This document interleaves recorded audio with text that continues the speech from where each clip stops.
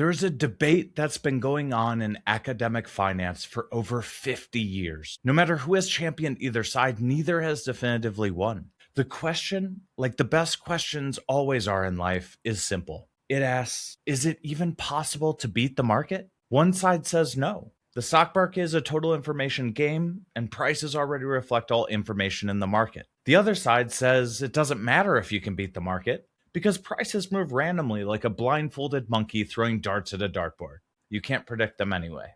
The weird thing is, both sides end up giving you the same advice. Don't even try. Just buy the index fund at regular intervals and retire with your white picket fence. Now, many people in this hobby may have heard of this debate applied to the stock market, but it's likely that few of you have thought about it, whether it applies to the market for cards. But I've been thinking about it for some time, and today I'm ready to share the fruits of that thought and research with you all. Once you understand what I'm going to talk about, you will never look at a card price the same way again.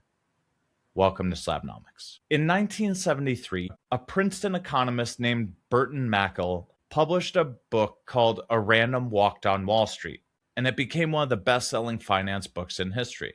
The core argument is this: stock prices move randomly, they don't trend in predictable ways, past prices tell you nothing about future prices, and because of that, the average investor cannot consistently outperform a simple index fund. That argument rests on a related theory called the efficient market hypothesis. This was formalized by Eugene Fama in 1970. The idea is that in a well-functioning market, prices reflect all available information. Everything known about a company, its earnings, its future prospects, its risks, these are already baked in. So there's no information you could find that would really give you an edge. Here's the part that may make your head spin a little. These two ideas are not the same thing, but they can lead to the same conclusion. If the market is efficient, it's because every piece of information gets absorbed instantly by millions of traders acting on it. And once information is absorbed, the only thing that moves prices is new information. And new information is, by definition, unknowable in advance. So, ergo, price changes look random. It's really almost philosophical at this point. The more efficient the market, the more random it has to appear. Now, this debate has been going on since before many of us were born. And the honest answer after 5 decades of research is this: it depends on the market. And that dependency is exactly where the card market comes in to introduce itself. Before we say whether a market is efficient, we have to understand what efficiency really needs to exist. Because efficiency doesn't just happen. It's not a default state. It's actually an outcome that emerges only when specific conditions are met. The research clearly defines 3 conditions, and all 3 of these have to be present for a market to approach anything close to informational efficiency. The first condition is liquidity. Liquidity is the lubricant of price discovery. In a liquid market, when new information arrives, traders can act on it instantly. They can buy or sell without moving the price by much. They can arbitrage away mispricings before those mispricings persist. The New York Stock Exchange adjusts to new information faster than smaller exchanges, not because it's smarter per se, but because it's more liquid. Speed of adjustment is a function of ease of trading. Now, in an illiquid market, new information might exist for days or weeks before it gets reflected in a price. That lag is a structural inefficiency, and you can exploit it. The second condition for an efficient market is something called information symmetry. Markets price things correctly when everyone has roughly equal access to the relevant information. Now, that's never perfectly true, especially these days, which is why strong form efficiency, the version that says even insiders can't beat the market, has been empirically rejected consistently. Insiders trade on private information and they make money. The market catches up eventually, but there is a window. The final condition for an efficient market is rational participants who act on what they know. This is where behavioral finance enters into the picture. And this is where it gets very interesting because the research on this is not what most people expect. Most people assume that irrational investors are going to make random errors, emotional decisions that go in unpredictable directions, let's say. Some might buy too high, some might sell too low, and it all washes out in aggregate, right? That's not what the research shows. The errors of retail investors are not random. They're actually correlated. They move together. They cluster around the same psychological triggers. Things like herding, anchoring, FOMO, confirmation bias. These are not individual quirks. They're actually systematic, predictable patterns that appear across every retail-dominated market ever studied. And correlated errors are something very different from random ones. Correlated errors are predictable. Predictable errors are exploitable. And hold that thought, because we're going to come back to it later. Let's run card markets through this framework as a diagnostic. We'll start with liquidity. The New York Stock Exchange trades around $25 to $30 billion in transactions per day. The currencies Forex market handles about $7.5 trillion in daily transactions. The high-end card market, cards above $5,000, has 82 sales in the past 24 hours at the time of this recording. In liquid markets, misprices are arbitraged away almost instantly. In the card market, though, a mispricing can persist for months, for years, because the mechanism that corrects prices in efficient markets, the ability to quickly execute trades, barely exists there. Now let's look at the second thing, information symmetry. You can pull up Card Ladder, you can pull up GemRate, and you can search a card, any card that's been released. Did you know that there's a function on GemRate called the Look Back tool where you can see what the pop count was on a card at a specific date back to 2021. This means that you can go to the highest sale of a card in COVID, see what the population of the card was at that time, and compare it with recent sales. This empowered comparison gives the pop that currently is there, and this lets the high sale be informed by more information than just looking at a price. Here's a practical example. I want to find out if a rookie LeBron James Topps Chrome Refractor in a PSA 10 is expensive compared to COVID. How do I do that? Well, one way you can look up the last sale price, which in this case is $37,500 a couple months ago. You can see that the population is 180 of those PSA 10s. Now you can go further. Sort the sales by price, and you see that the same card sold for a high of $266,400 on March 8th, 2021. Wow, that's 7 times the price it is now, right? But we're missing a key component here. How many of these existed back then in 2021? What was the pop count back then?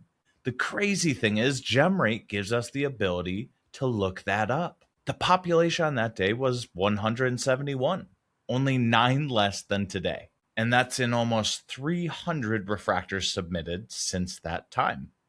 Population control. So the supply has remained at the same level over 5 years, and it's worth 14% of what it once was? How many of the people buying and selling that card have done that simple research? My experience across this hobby tells me very few. Most participants are buying on feel. They're buying on recency, maybe on what they saw in a YouTube video or a podcast, maybe just what a player did the past weekend or the last couple days. Now, mind you, this isn't really a criticism. This is a structural observation. It means the information required to price these assets correctly is publicly available. Card Ladder is $20 a month. GemRate is free. But most participants are not using them as tools to craft their investing thesis the way that they could be used. This means that prices are not incorporating available information. That further means that this market, the card market we love, is structurally, definitionally not efficient. And then there's participant rationality. Now, we've covered some psychological biases on the show to avoid: FOMO, recency bias, anchoring, sunk cost fallacy, identity theory. But here's what I want to add today, because this is the layer that the research reveals we haven't really discussed in depth before. These biases don't move people randomly. They move people together in the same direction at the same time. Researchers call this the retail habitat. Retail investors across every market ever studied consistently gravitate towards the same type of asset. Hard to value, no clear fundamental anchor, high narrative dependence, long time horizons. These are assets where the correct price is genuinely unclear, so sentiment fills the gap. Tell me that's not a description of the card market most of the time. Now, this next section is the part that I want to spend some real time on. In 2021, we watched every segment of the card market rise together. Rookies, veterans, common players, rare players, basketball, soccer, football, baseball, everything went up nearly simultaneously. Now, that's not what efficient markets do, though. Efficient markets price individual assets based on individual fundamentals. Sure, you can have bull runs, but you're going to have windows of demand. Different assets are thus going to respond differently to different information. What we actually saw in 2021 was a retail demand wave. New entrants were flooding the market. Starting at accessible price points, they built confidence, they moved up market, and they chased what other people were chasing. All of them were anchored to the same recent prices, and all of them were responding to the same social media narratives. Then in 2022, nearly everything fell together. In 2025, the recovery was not uniform, but concentrated primarily in the high-end market, as I've talked in some of my podcasts. I would say that the market is now beginning to price things more correctly. But even now, low-end pricing is still heavily driven by attention and narrative rather than fundamentals. Here's what behavioral research says about this pattern. Retail participants don't allocate capital based on comprehensive analysis of available information. They allocate based on what's grabbing their attention. Things like extreme price moves, social media volume, viral moments. The research shows that retail buying follows the attention, not the data. And here's a critical piece on top of that. When retail investors make mistakes in these environments, they don't make independent mistakes that cancel each other out. They make the same mistake at the same time. They all herd into the same overpriced asset, they all hold the same bag, and then they all panic sell at the same bottom.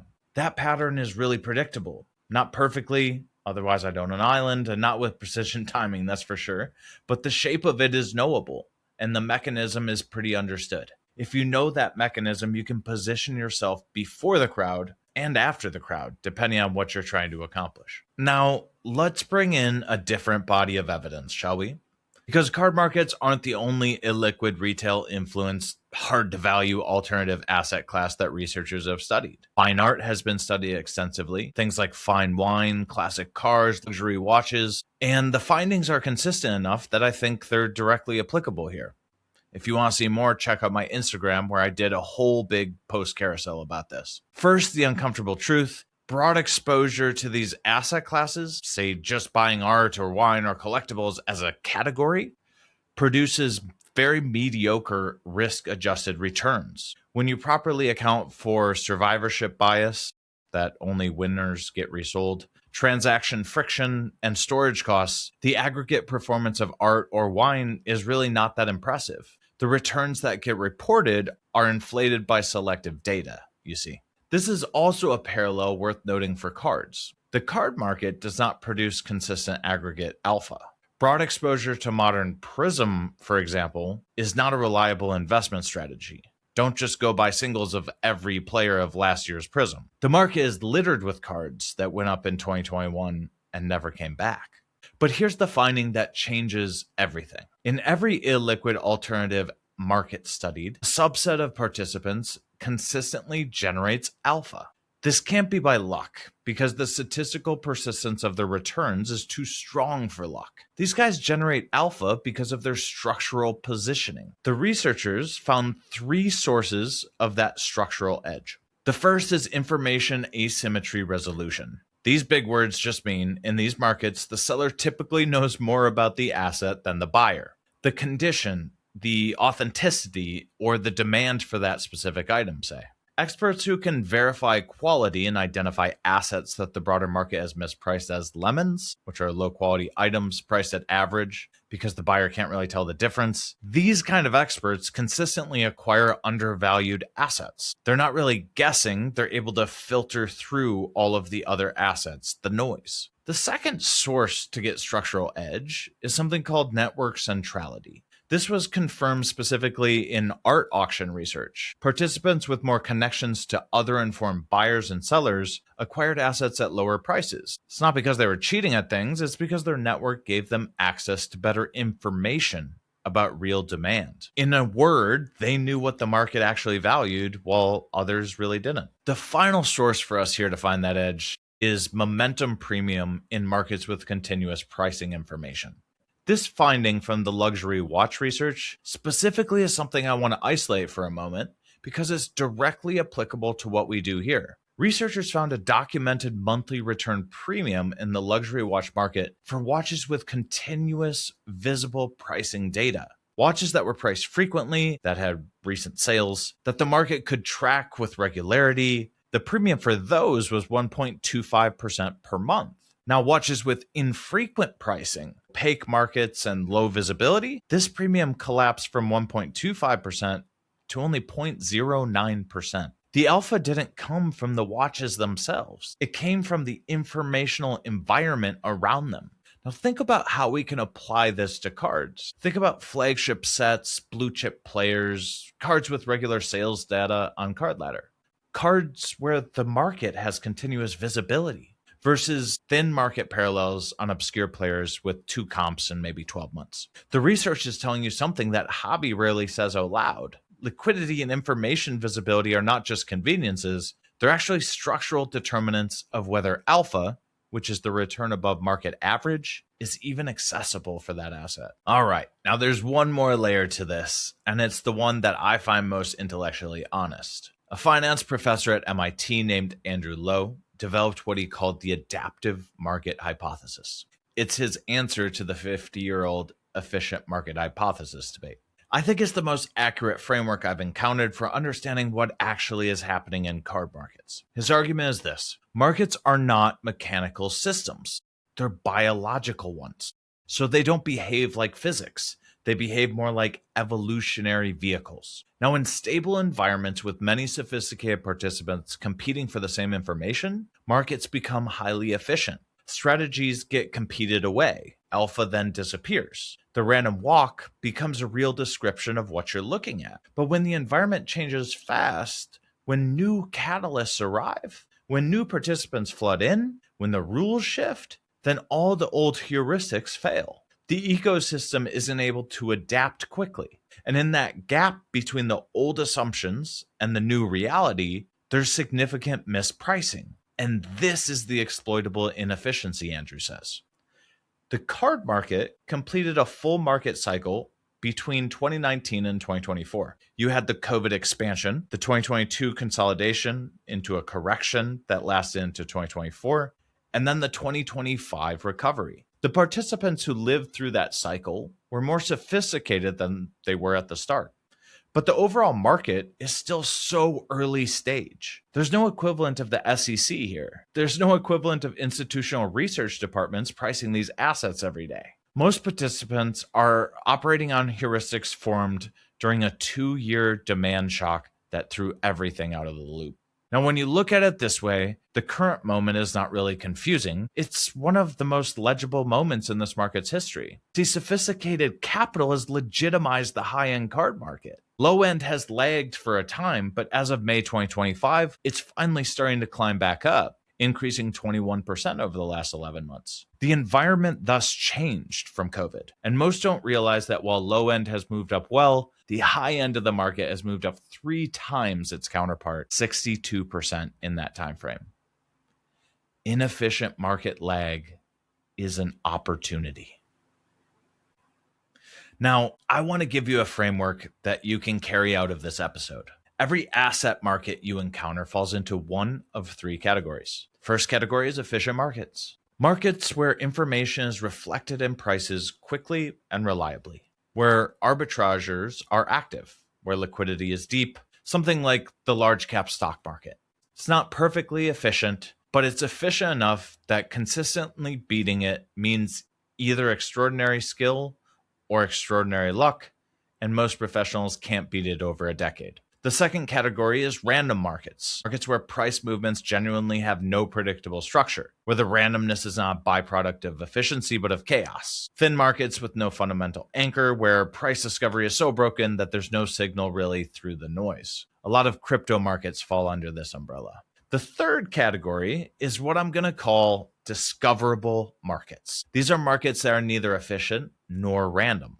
Markets where prices do not reflect available information, not because the information doesn't exist, but because most participants just aren't processing it. Markets where mispricings persist, not because they can't be arbitraged away, but because the arbitrage mechanism is slow and imperfect. Markets where participant behavior is predictable enough that structural patterns can be identified and acted on.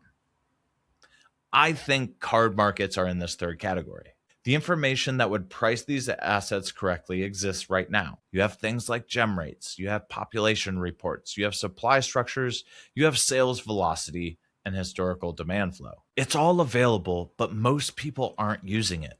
They're doing things like anchoring to prices from years ago. They're chasing players who just had a big game. They're herding into the same assets at the same time for the same behavioral reasons that have been documented in retail-dominated markets across every asset class studied. That gap between the information that exists and the information that's being used is not just random noise. It's a structural feature, and structural features persist long enough to act on. The adaptive market hypothesis also tells us that successful strategies get competed away as participants adapt. If enough people start running supply structure analysis, gem rate overlays, and demand flow models, the edge is going to compress and the market is going to get efficient.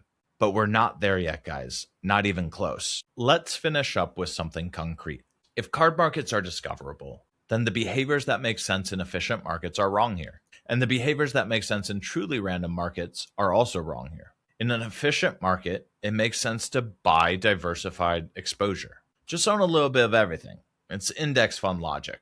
In a discoverable market, diversified exposure means owning a lot of things you've done no work on. I'm sure you've heard not to put all your eggs in one basket.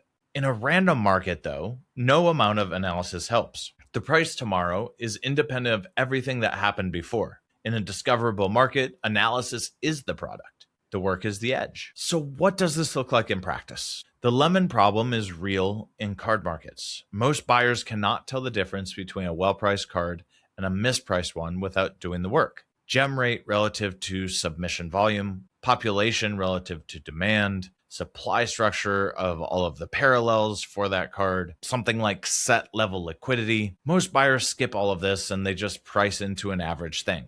They pay market price for lemons and apples alike. If you can separate out the apples from the lemons, you can buy what those cards are worth on a long-term horizon to an informed buyer. That's the foundation of the edge that the alternative asset research confirmed in art, wine, and watches alike. And it works the same way here with cards. Behavioral clustering is real in card markets. When a player goes viral after a big game, you can predict with reasonable confidence that card prices are going to move beyond what the underlying fundamentals justify. The crowd moves together in one direction with predictable timing relative to the trigger event. The question is whether you want to be in front of that move or behind it. The information visibility premium is real in card markets. The research showed that the momentum premium in watches existed almost entirely for assets with continuous pricing information. The equivalent in cards is flagship sets, blue chip players, cards that trade regularly enough that card ladder has recent comps. So if you're operating in thin markets with no pricing visibility, you're not getting paid for your sophistication. You're just taking on more risk. I'm going to be direct about what this framework does not do. It does not give you precise timing. Knowing that a market is mispriced and knowing exactly when it corrects are two very different things. The behavioral research is clear that retail-driven mispricings can persist for years. This is because the mechanism that forces correction is complicated and takes a while to grind to a halt. The framework does not protect you from being wrong about underlying assets. Supply structure can be favorable, gem rates can be healthy, demand flow can be pointing in the right direction, and the player can still get injured, or retire, or have a bad season. The market being discoverable does mean that your analysis matters, but it doesn't mean that your analysis is always correct. And it doesn't mean the edge is permanent. If this show and the work that I do behind it succeeds in raising the analytical baseline of this hobby, then over time, the market will become more efficient. The mispricings are going to be smaller, the windows will be shorter, and that's exactly what's happening in a mature market. The 2025 card market is more efficient than the 2020 card market was. The 2030 card market is going to be more efficient than it was in 2025. Here's what I know though. Right now, today, in April 2026, the card market is newly becoming a real market. The frameworks that explain its behavior are barely being applied by the people transacting in it every day. The information required to price these assets correctly is freely available, yet widely ignored. That is the definition of a discoverable market. The question is not whether the edge exists, the research says it does. The question is whether you want to do the work required to find that edge. I want to leave you with the idea that started this whole episode. Burton Malkiel spent decades arguing that you can't beat the market. Eugene Fama spent a career building the case that prices already know everything. And 50 years later, the smartest people in finance still can't fully settle it. That's because they were studying one of the most efficient markets in human history, a market with dozens of billions of dollars in daily volume and centuries of documented cycles. It has continuous real-time pricing, and it has institutional participants running models that would make most of us feel dizzy. And even in that market, they couldn't get to a clean answer. Card markets have none of these features. They have participants who are learning in real time. They have pricing data measured in individual transactions per day. They have information gaps wide enough to drive a truck through. But the random walk argument assumes the price reflects nothing predictable. The efficient market argument assumes it already reflects everything relevant. The card market does neither. It reflects what the average motivator buyer thinks on the day of the sale, based on the information they happen to have access to at that time. That's the gap. That's always been the gap. The collectors who understand that are operating in a discoverable market. They do the work, they build the frameworks, they resist the behavioral patterns that drive the crowd. Those are the investors who compound their investments. The people who buy on feel, the people that follow the crowd or treat this as just a lottery, they're not irrational, but they're running a strategy designed for a random market in a market that rewards discovery. On Slabnomics, we're here to build the discoverable edge. So as always, keep building, and I will talk to you later.